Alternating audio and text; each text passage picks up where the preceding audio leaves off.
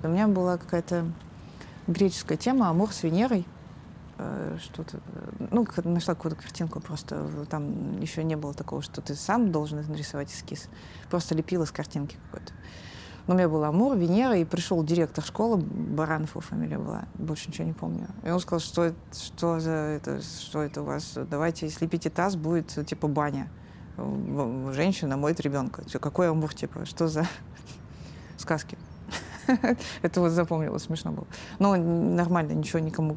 и крылья надо было оторвать от Амура, ну, соответственно.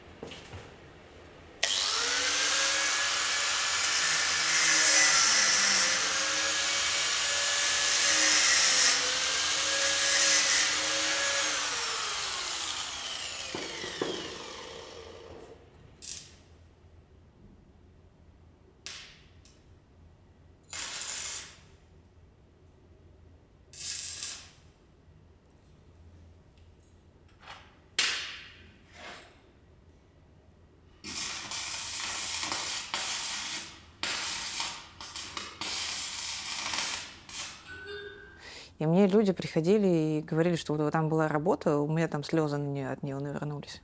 Я говорю, какая? И там не очень понятно, что происходит. Ну вот люди так это переживают, вот эту сильную эмоцию вот эту, которая была толчком к зарождению этой работы, которая, видимо, родила, ну, из-за чего появилась эта работа, и она там осталась. Вот это такая сильная штука. Ты не всегда как бы хочешь переживать или можешь переживать всегда очень сильную эмоцию. Она сильная, она деструктивная отчасти.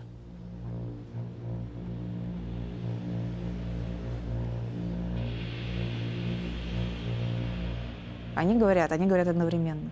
Когда они стояли через стену, это было вообще круто. Вот они разговаривают, и вроде как разговор-то происходит, то есть по какой-то причине, вроде как будто кто-то хочет кого-то понять, но на самом деле нет.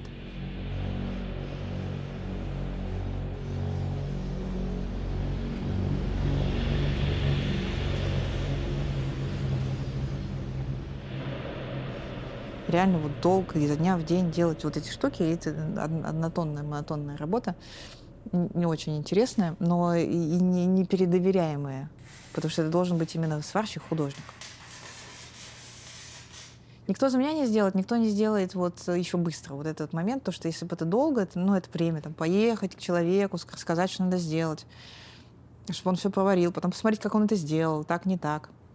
У меня был, кстати, опыт с толкающим стену. Я прихватила все, и мне нужно было просто проварить швы, как бы. Но это вообще вот работа прям для сварщика. Идеально для сварщика. Я подумала, я отвезу, он все сделает идеально. Он плохо сделал, он сделал так, как я. В смысле, я же не сварщик. Ну, и видела, что профессионалы, они прям делают шов идеально. Прям его не чистить, ничего не надо. Он наляпал, как я вообще. Думаю, что такое? Кто за профессионал? Как я так не хотела.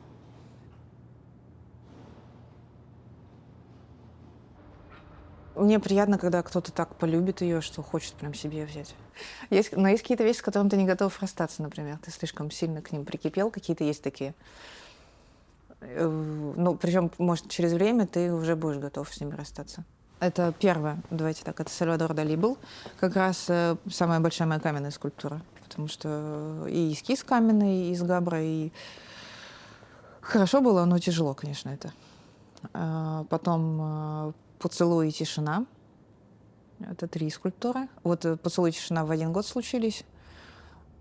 Это уже с Варны. Так, потом, возможно, наверное, была «Моя семья». Вот это, наверное. Это был полузаказ от муниципалов, но это был мой эскиз, как бы. Толкающий, наверное, стену. Его делала просто как делала, а потом его купили с выставки через несколько лет, поставили на улице. Это 5. Потом были львы. 6, да. И паркур. Все, 7, да. Все верно.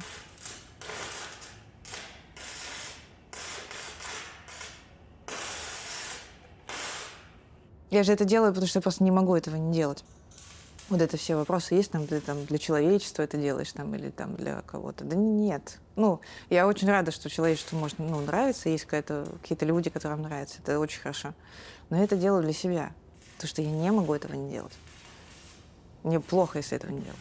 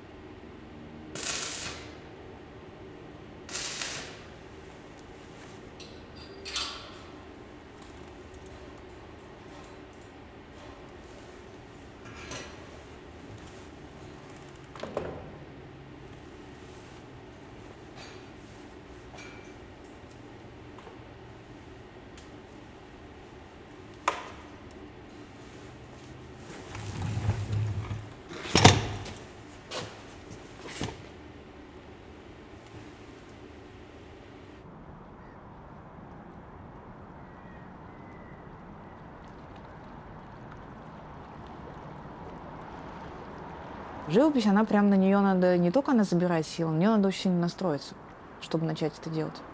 То есть какое-то должно быть накопление энергии. И кто-то мне говорил еще, это девочка, она и графику, и живопись делает. На что графика легко идет, а живопись, она прям забирает силу.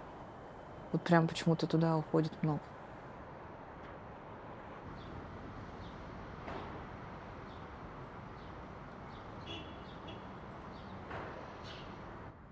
Человек вот этот лежащий, он как такой замотанный какой-то, у него вот именно состояние такое мумифицированное, тишины.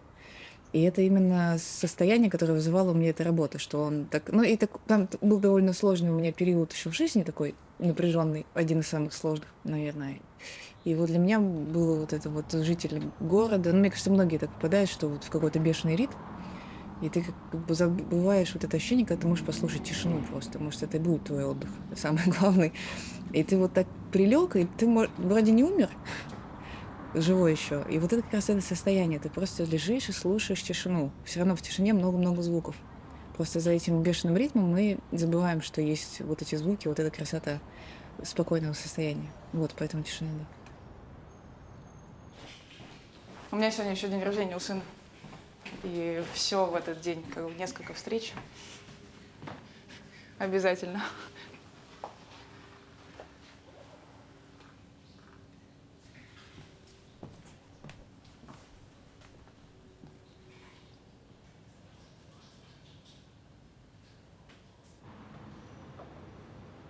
Я помню ощущение вот этой пандемии. Так, и я иду в мастерскую, и никого на улице нет. И думаю, что уже запретили выходить на улицу? Возможно, потому что машин даже нет на улице. Думаю, что такое? Я все говорю, все равно пойду в мастерскую. Ну, типа, мне очень надо попасть в мастерскую.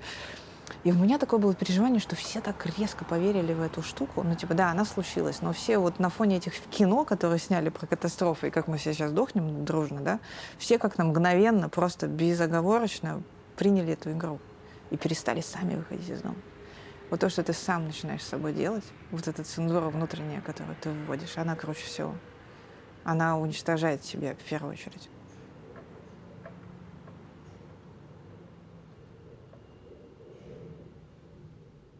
когда я училась, очень хорошо было с живописью, мне нравилось этим заниматься, но как бы скульптура забирает меня больше целиком, потому что это очень вот энергоемкий и временной процесс. Ну, всегда есть в голове пописать. Первая была выставка на Невском 19, как раз был персональный проект у меня. Когда они открыли сначала витрины, а потом выяснилось, что они еще заодно сделали выставку внутри. И там было, это называлось, это даже был проект внутри выставки получился. Потому что у меня случилось день рождения, это было, называлось «Подарок на день рождения». Сам проект, и там девочка сидела такая на стуле, скульптурка, она выставлялась еще в Диди потом. Сейчас тоже ее купили уже. Вот с ней не могла тоже расстаться долго. Она, как, типа, это я была. Такая сидит и ждет. Такое ощущение из детства, типа, ожидания подарка. Иногда ожидание подарка, оно намного круче, чем сам подарок. Вот это ощущение праздника. В детстве вот это, что тебе подарят подарки. И я ее написала. У меня вот есть такой холст. Я написала себя, да. Собственно говоря, вот девочку одну, сидящую на стуле, потом там такой холст смешной, там 3 девочки.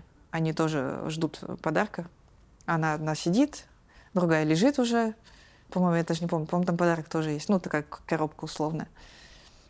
А остальные это взрослые фигуры. Я себя уже написала как я со скриншота даже писала. Я записывала видео, как фигура уходит в холст. Одна, но это типа вот я делаю живопись эту, ухожу в плоскость. Вторая.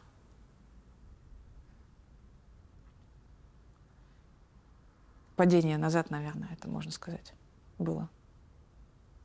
Да, и другой, точно, и другой прыжок. Они классные, но они вообще, вот я не готова их продавать никуда. И они корявые, типа, они первые. Там непонятно, какой холст, основа. То есть я не могу сказать, что это не распорится через какое-то время. Ну, оно не профессиональное, как бы. А вот эта картина, о которой ты говоришь, это уже было после этой серии. Это «Бегство в вечность». И ты можешь поймать, вот это про что эта картина, что ты можешь убежать в вечность, а они так спокойно на тебя оттуда смотрят. Все эти... У них столько всего было, типа столько войн, столько пожаров, столько всяких... А они остались в музее и так, типа, спокойно на тебя смотрят оттуда. Даже непонятно откуда. Самые крутые, они вообще непонятно откуда смотрят на тебя. Ну, очень спокойно. Вот эти тоже написаны для этой выставки «Бегство в вечность». Вот, и галеристка вообще расстроилась, когда их увидела, сказала, что она это не продаст, что это непродаваемая вещь. А мне вообще, ну, как бы, это непродаваемая, ну, это классная штука, это «Тень от леса», сказочного леса. И там надпись еще, да? «Non vacatus». Это там как раз надпись, что званый или незваный, Бог всегда здесь.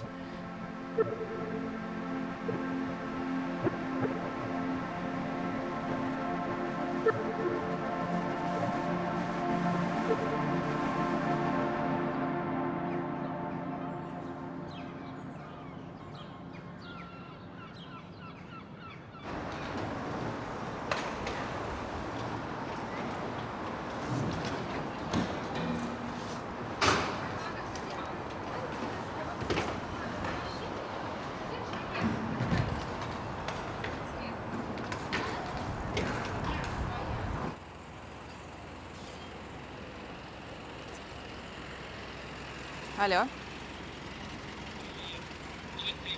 Здрасте, здрасте. Вы уже приехали? На Балканскую площадь. На Балканскую площадь выход. Слушай, тут такие обширные пространства, не поймешь, где тут что. Так, вы вышли не туда. Да, скорее всего. Наверное, вышли и правильное место. В Киеве. А, все, стойте на месте. Все, я сейчас подойду. Стойте, да.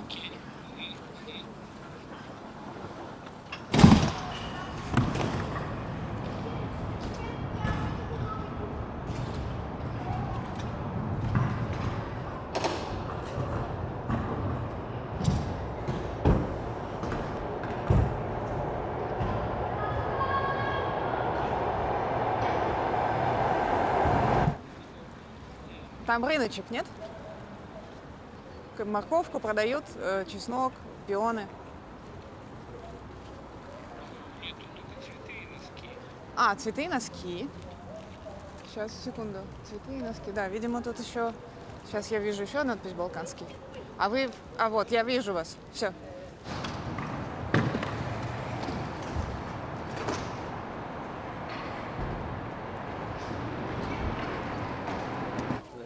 Это скульптор Геннадий Тыкоцкий. Мы вот учились с ним вместе. Тыкоцкий? А вы Женя Тыкоцкий? Не родственник. Наверное, все спрашивают. Даже водку с ним не пил. Да?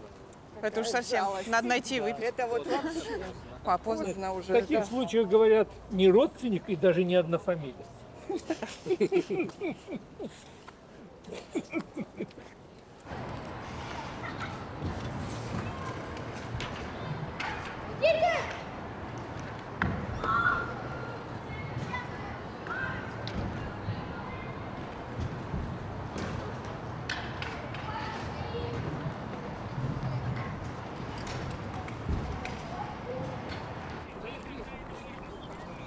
Около храма выходи, примерно.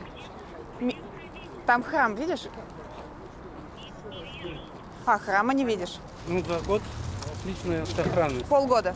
Полгода стояла, Не поцарапала. никто не полез сюда. Не открутил эти вот колечки. Единственное, что сделали, это вот запихнули камень сюда.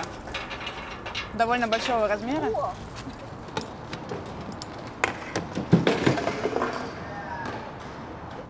Да, потому что скульпторы у них не очень хорошо с выступлениями. Это паркур. Меня пригласили строители, которые делали эту площадку всю целиком. Но они не смогли присутствовать, у них что-то в Москве они. Кто-то в Москве. От администрации тоже не очень смогли присутствовать люди. Тот человек, который пригласил меня делать. Они нашли меня как художника.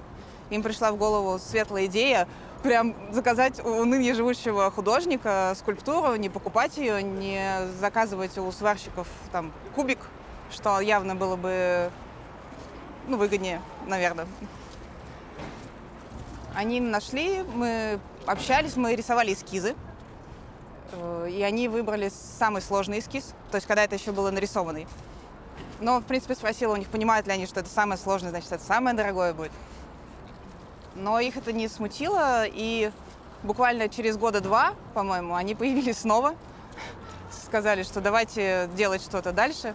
Я уже думала, что они как-то исчезли совсем окончательно, но это, видимо, был процесс согласований довольно долгий.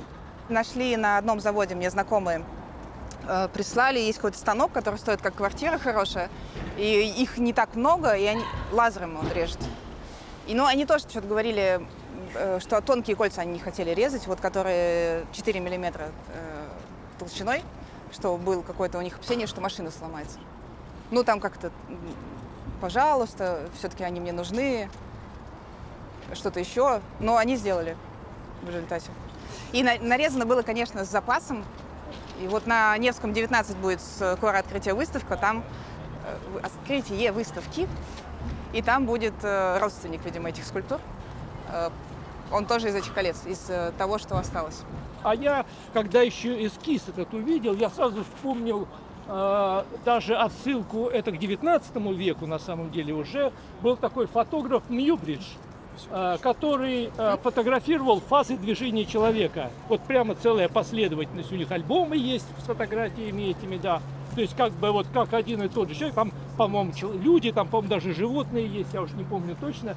И вот это действительно отсылка к другим, это такая мультидисциплинарная, как нынче, так сказать, принято говорить, момент.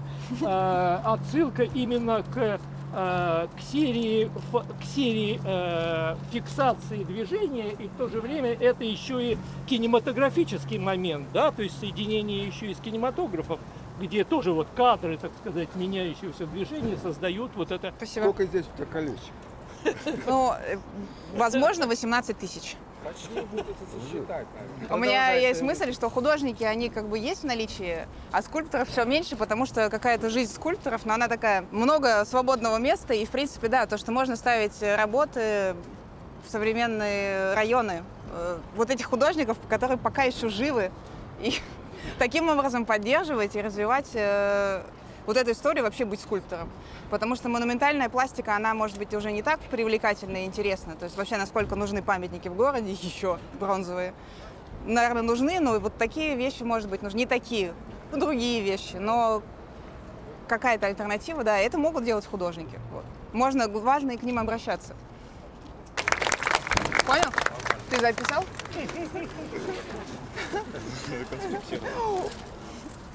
Момент.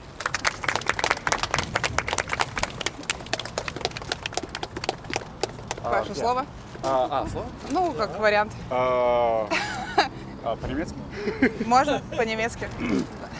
Als ich das erste Mal deine Kunst gesehen habe und was mich ganz besonders, was ich ganz besonders bemerkenswert fand, dass du mich im Grunde einbezogen hast in den Prozess der Gestaltung dieses Objekts, als du in der Gestaltung, im Prozess, die verschiedenen Schritte gezeigt hast, so, okay, hier sind da, wo müssen die Linien sein, wo geht's hin. Das hat mich ganz besonders berührt und speziell für mich, der eigentlich keine Ahnung von der Kunst und der Handwerkskunst hat, bin ich ungeheuer dankbar, dass du das trotzdem mit mir geteilt hast und ja. Я переведу.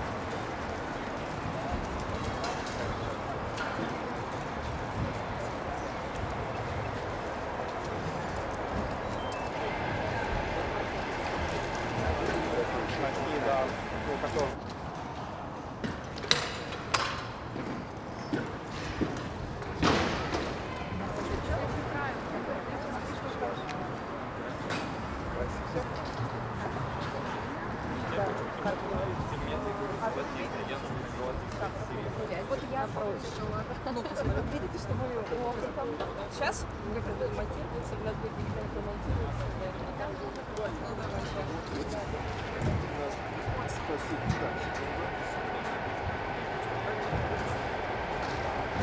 Я еще смотрела, что очень много детей без родителей. Вот тусуют на таких штуках, я думаю, как это, ну, типа... Нет, это очень здорово. А они прям прибегают сюда, и здесь как бы, ну, здесь они следят, убирают там. То есть здесь, ну, папа, видно, не самый благополучный, но вот он... Ну и здесь тоже такой район. Я вообще удивилась, которому вообще надо. автостоянки запрещают здесь делать, потому что там оттуда что-то полетит. А детей пустили. Ну, как бы, у меня был вопрос к этому. Ну, я же выбираю.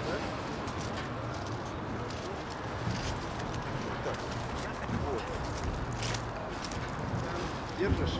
Покажи мне пальцы маленькие, я помогу.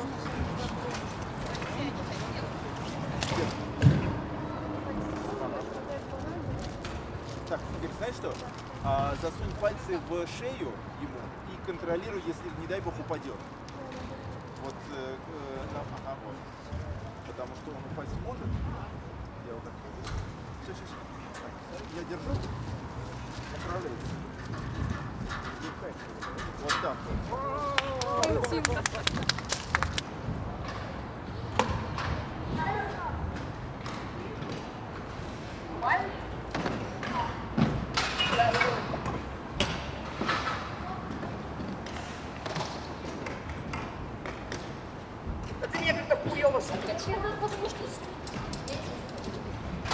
Иди так, мы тогда.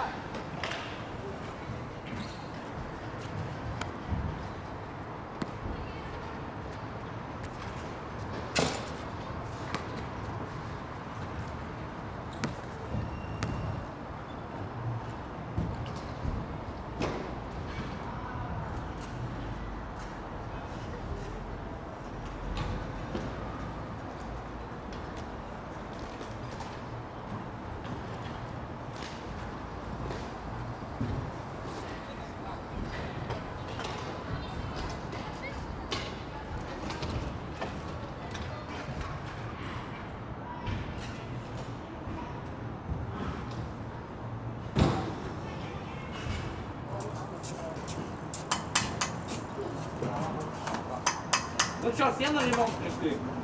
500 рублей с человека. 500? Да. Тебе увиделось? Тоже бывает. А тебя сколько? Смотря что. С него 0. Он друг, потому что он мой друг добавил. И не только что. И не только это. Да. И за то, что вот сюда зайдет. Его. Это систему, дай. У него там. У него и Ребят, можно скидочка 150 рублей. с человека. Ай, блядь! На твой рюкзак сел. Ты на мою блесну сел. Не морозь. На открытую. Не морозь, пахнет,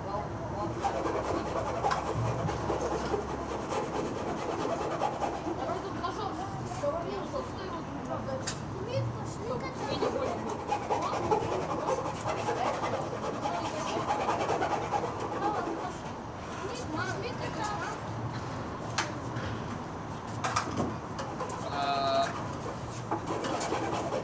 вот эти красные делают. Да я не про тебя, я про него. Ты покрути колесо. Колесо покрути. Его колесо покрути. Как? Просто в разные стороны. Право-лево? Да. Так? Нет. Чувствуешь вибрации?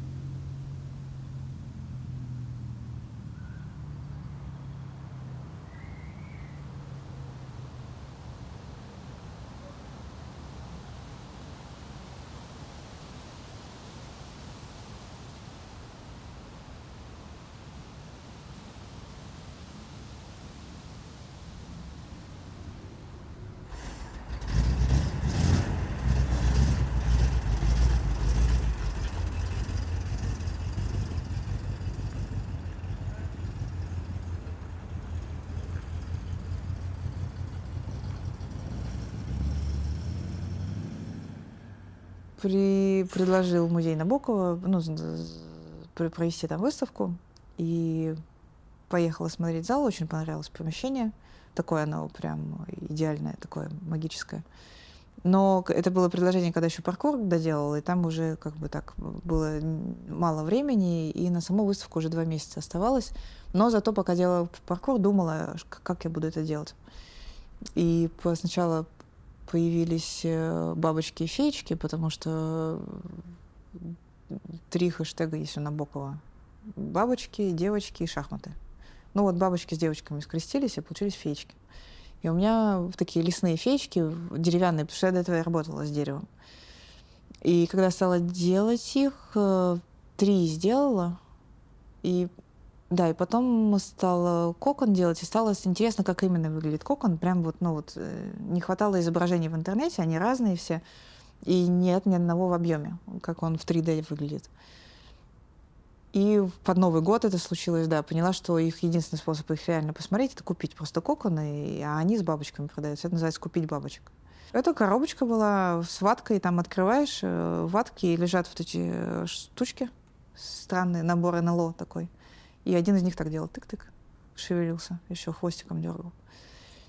И одна бабочка родилась там на следующий день, или когда она типа спелая была, я потом поняла это, что когда наблюдала за ними.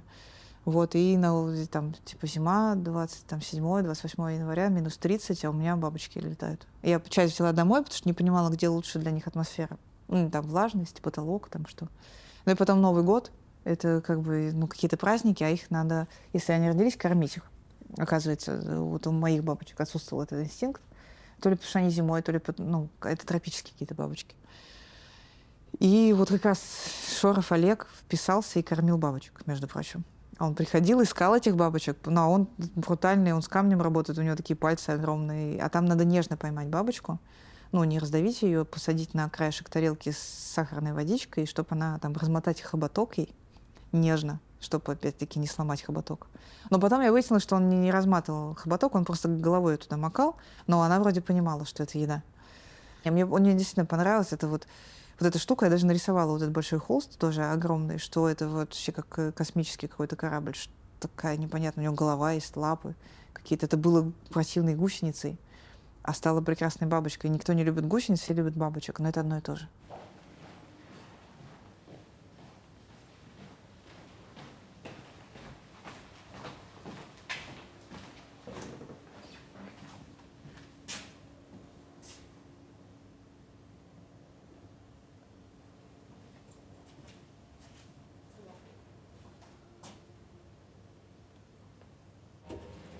Первый этаж.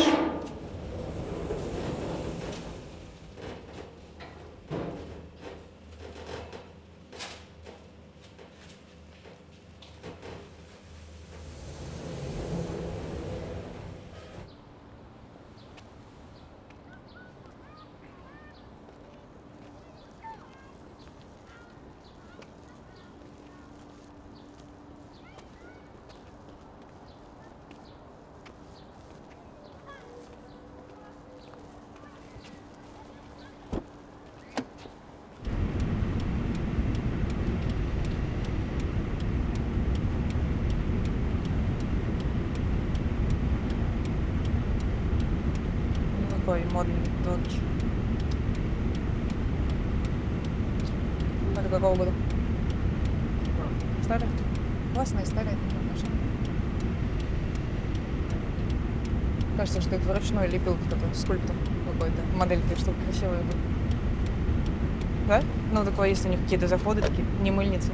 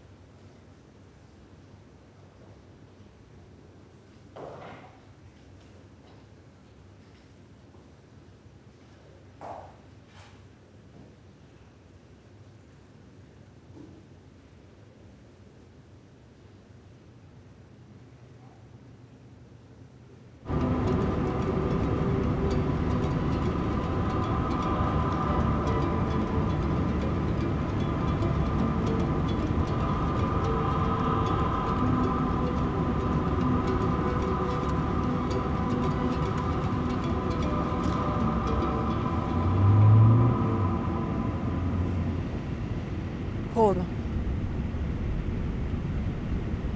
Так, дышать.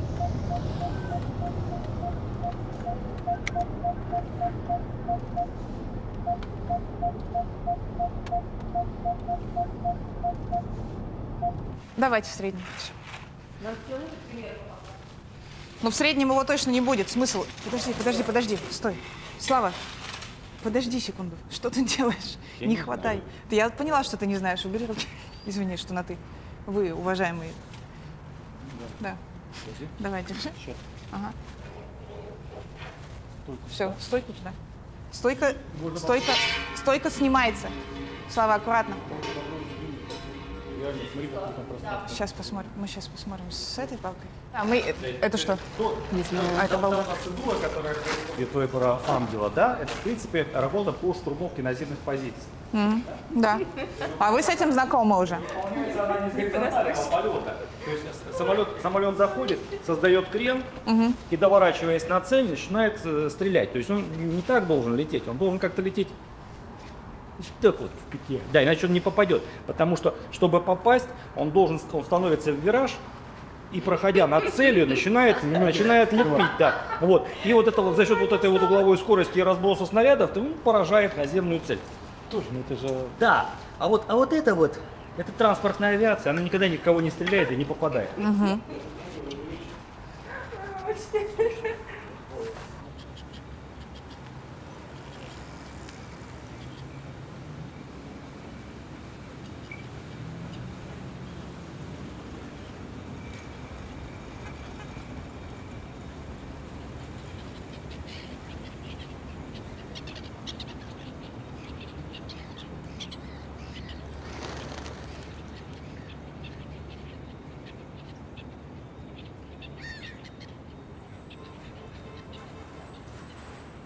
Кто-то в цветочки в них положил. Вот еще, это тоже молчаливый отзыв такой. Ехала поздно очень на трамвае мимо, и смотрю, там что-то запихнули внутрь. Ну, они пустые же. Там ват, носки какие-нибудь. Ну, что-нибудь. Какая-то первая мысль была нехорошая. Прихожу, а там 2 букета внутри. Не знаю, там свадьба была или что, но это все равно цветы.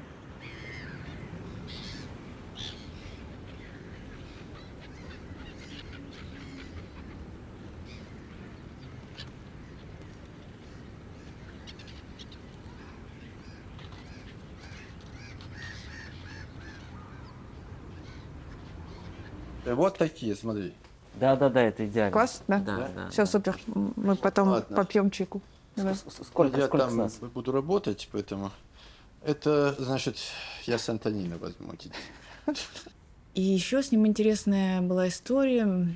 Была в Черногории, и там надо было рисовать какие-то проекты дополнительные. И поняла, что мне нужна как бы вот эта работа, толкающая стену, а у меня нету ее.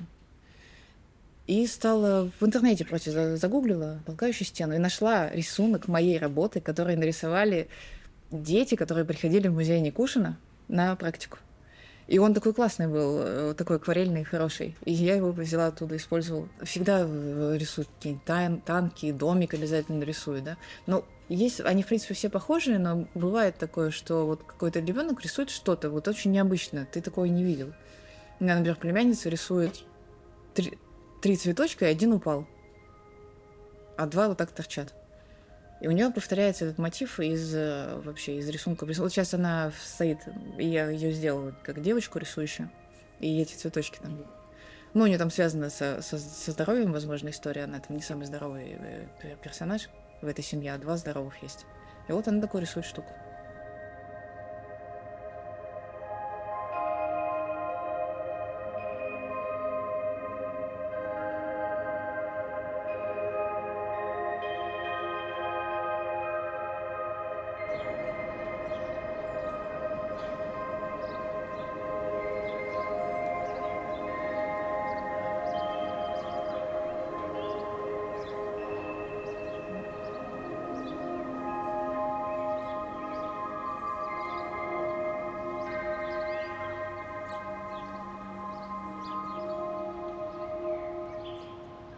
Почему Сальвадор Дали? Потому что это год Испании и Италии, дружбы нашей. Да, Испании и Италии. Тоже такой вопрос, что зачем, ну, как бы понятно, что для отчетности это вот понятно почему, а потом на Малой Охте ходят люди, и им непонятно, почему стоит Сальвадор Дали или что-то посвященное Италии. Надо объяснять. Какой-то напряженный он был, да, наверное. Напряженный, тяжело, камень, первый, еще нет опыта, и ты прям по-настоящему нервничаешь, переживаешь, как все это будет. И, да, еще там какие-то были, у меня ребенок тогда в 1 класс пошел. И прямо в день установки надо было его забирать пораньше. Это был первый день учебный, я не могла, потому что меня эти большие молодцы задержали, не хотели ставить мою работу первой. Ну, то есть какой-то вот, просто еще какая-то жизненная какая-то ситуация. Человек, которым как бы нами занимался, он почему-то решил нам доказать, что он лучше нас, и он может быть и лучше нас, потому что он больше нас, там он по 2 метра, огромный. Но он постоянно почему-то хотел нас как-то поставить в какое-то положение униженности, что ли. Ну, по любому поводу, в принципе. И вот как раз в день установки должны были ставить 3 скульптуры, и я была на месте, потому что я с утра, мне надо было вот забирать ребенка из 1 класса в первый день вообще. Он единственный, кто остался на продленке. Я думаю, у него стресс до сих пор остался от этого. Он один там был. И этот большой человек говорит, что нет, мы твою работу не будем ставить, мы сейчас поставим вот Водского и Шорова Олега. Я не знаю, как... это установка скульптуры. Она весит там 500, сколько она, тонну весит. Большие краны. Это случается, может быть, за 15 минут, но вот эти 15 минут надо быть здесь, автору, и ставить. И я звоню Олегу, говорю, где он? А он застрял в метро перестала ходить. Представляете, вот в метро был такой день, встала на 20 или на полчаса. Потому что там и один застрял, Водский, и Шоров застрял. И для него это важно, для всех это важно. Это такая небольшая вещь, либо подождать, либо меня первую поставить. То есть это просто, ничто. Вредность, она побеждает вообще все на свете. Мы поставили его сначала. Я звонила по телефону, как она должна лежать, огромная женщина. Поставила не так, но Олег вроде доволен, что вроде получше, чем он планировал. Потом они поставили там другую скульптуру, и уже в конце поставили меня, когда уже все там... там все прям нервы, слезы, вообще все было на свете. Ты забрала сына из... Родственники забрали.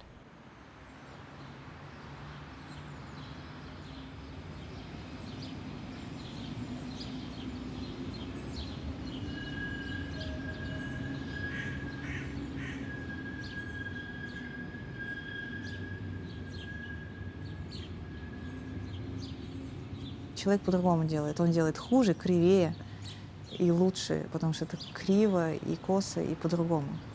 Очень, вот ты можешь это видеть. Все эти здания, которые построены в 3D-программе, но они очень ровные. Там вот эти все лепнина, которую пытаются сделать так, она очень ровная и очень бездушная. Я даже когда делала скульптуру, вот в этом меня научили в 3D, прикольно, но я убрала эту функцию, что правая сторона отражает левую.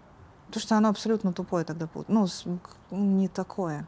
Ты же знаешь, что ты кривой, да? Вот так вот взять, склеить, и ты будешь другой человек. Правый и левую половинку. Мир такой. Он вообще не симметричный.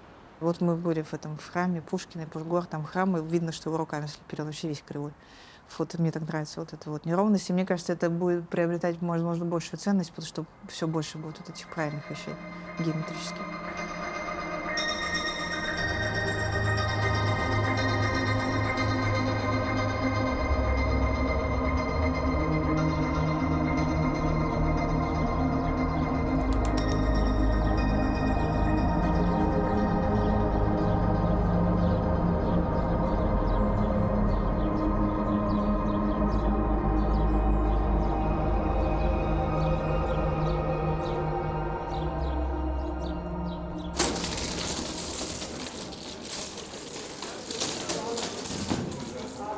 Это надо наверх отнести, наверное, видимо. Пленку тоже снимаем. Пленку убираем тоже, да? Да. Давай. Да, вот так. А вы как это делали? А я не делал, я же только поправлять им помогал. Зачем вы это делаете? Пустить. Я вас забыла спросить, кстати. В буквальном смысле. Вот вы решили фон снимать без вас, представляете? А я против. Я ставлю казак теперь. Все. А это твоя скульптура, да? Лаконично. Не, это уже не сделать. Там, видишь... Белое это что-то. Давай.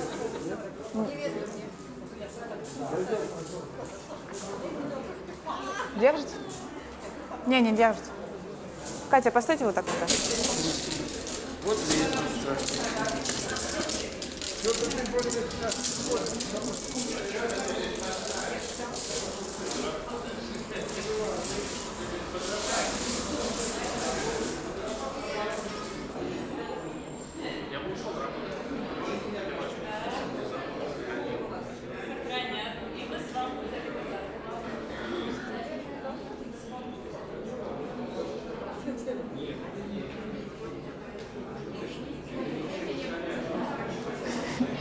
Сейчас всех запишем. записываете по фамилии? Ну, мы должны стать туда понятно. Чтобы анонимные тут не ходили. Чтобы подарки дарить потом. Значит, кто вас посетил? Нет, а его надо оттуда смотреть только.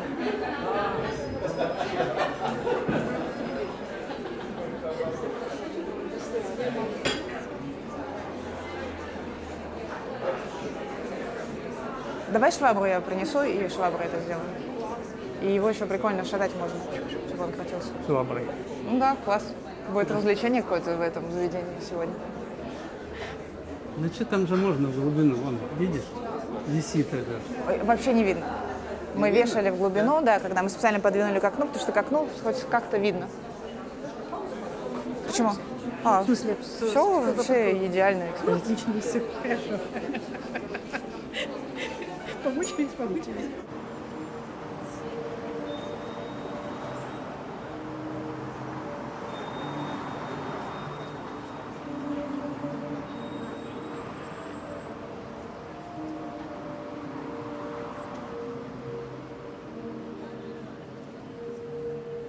Соответственно, 10 слов. А на самом деле я их не помню наизусть. Я помню, что первое слово «друг», а я хотела в том порядке, в котором, собственно, да, в котором они у нас и есть. И это слова «друг», «день», «любовь», «душа», «сердце», «рука», «бог», «ночь», «царь», «сон». Так, у меня слово я не буду говорить какое, потому что и так очевидно, по-моему, какое оно слово. Ну, чуть-чуть подумайте, кто не мог. Надеюсь, вопросы, да? Непонятно, какое слово? Только что показывала за занавеской. Я не понял, Ольгу возьму. Да, хорошо. Ну, сейчас я проведу и покажу еще раз. Вот. И да, спасибо большое музею за то, что он пригласил и вообще использует эту активную площадку, хотя на самом деле это личная инициатива просто неравнодушных людей, и они, оказывается, вот есть и в городском музее скульптуры, и все в большем количестве на самом деле. Что они тратят личное свое время и занимаются этим проектом, потому что никакого... Мы закрыты пока. Да, то есть это пока закрытая площадка, но благодаря вот инициативной группе, образовавшейся из этих прекрасных двух девушек, мы имеем вот эту площадку. И удивительное само словосочетание музейное с окнами на Невский проспект. Танине отдельное спасибо, потому что если у Марины Спивак мы взяли работу, которая уже давно существует, это серия, которая занимает в ее творчестве уже много-много лет, да, которая с ней много-много лет, то Танина сделала скульптуру прямо для нас. Это вот бенефис, как бы, да, это первый показ этой скульптуры, она изготовлена вот благодаря именно этому проекту. Да, все сложилось, все случилось, и Тоня специально сварила своего чудесного Пупса. Да, у него несколько названий, на самом деле. И вообще вопрос, если вот изучать, кто он. Ангел, амурчик, чей-то сын. Такой у него непростая история, да. Ну, в общем, это амур. И сделан он в технике, в которой у меня открывалась недавно скульптура. Вот эти в колечках. Просто это был довольно травматичный опыт, и это довольно тяжело делать. И я вот отдохнула через какое-то время и сделала для вас еще раз одну такую, мне понравилось, такое облачко исчезающее. Спасибо огромное. Но у него слово «рука», соответственно, типа... А слово «стена», ну, типа, невозможность что-либо говорить. Где набрала? Бой здесь местный, выкопанный. Это местные раскопки. Да. Да, я документирую вообще. А этот персонажик? Это, ну, он целится, типа, в него. Невский проспект туда зашел. Вот он будет поражен этой... Да, ты поражен. Должна быть еще лепешка. Любовью.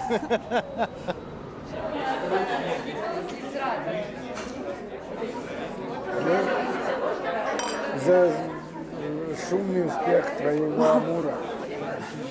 Ну, это сложно демонтировать. Да нет, у них просто какие-то что-то... Можно чокнуться.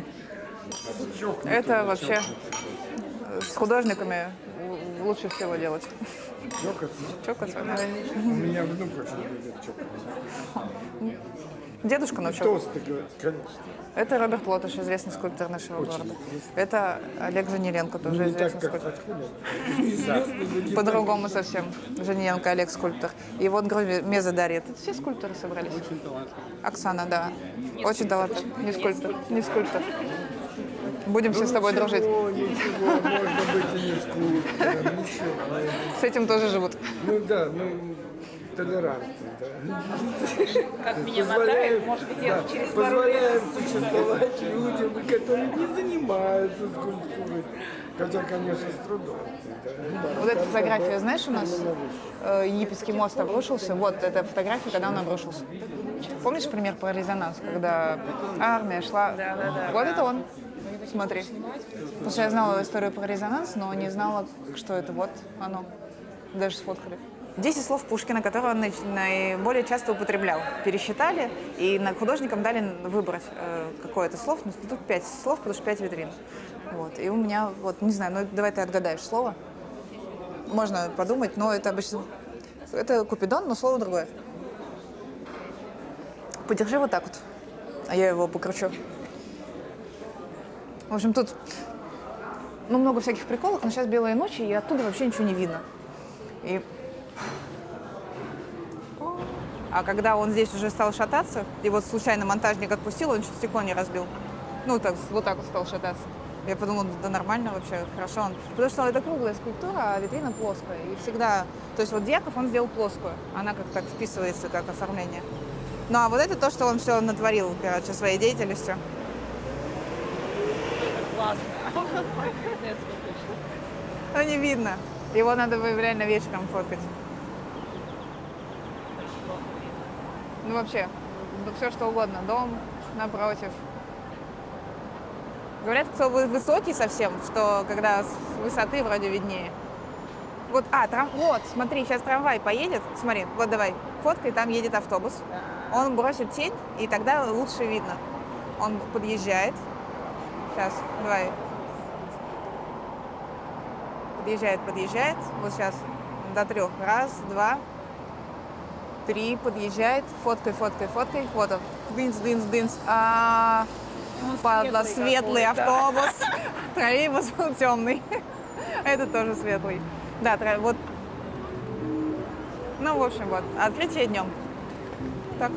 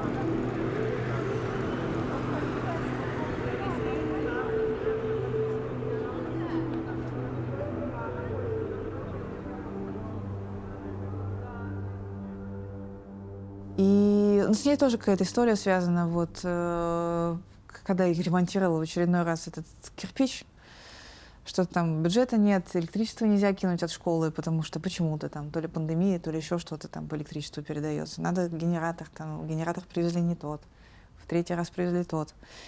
И мимо проходил человек с коляской, молодой папа, и спросил: вам помочь чем-нибудь?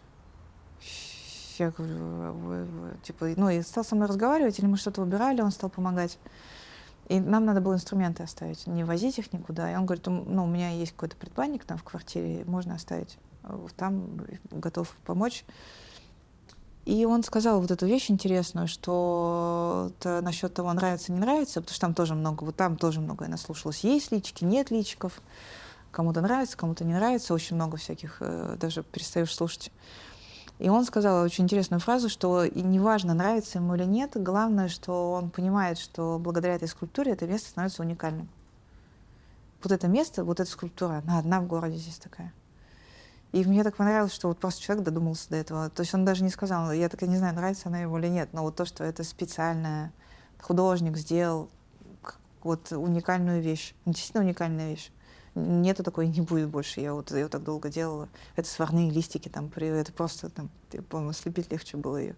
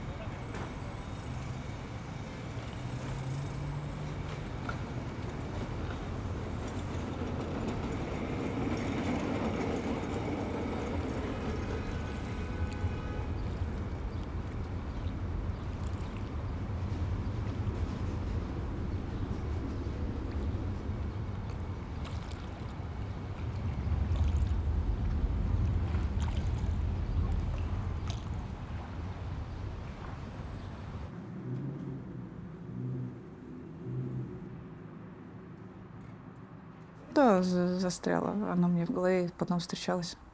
Очень красивая просто. И оно и такое состояние, по-моему, передает. И Рильке. И по ночам и звезд уединенно летит земля, темна и нелегка. Мы падаем. В ладони гаснет взмах. И видишь, так во всем. И тем не менее, есть тот, кто это долгое падение так нежно держит на своих руках.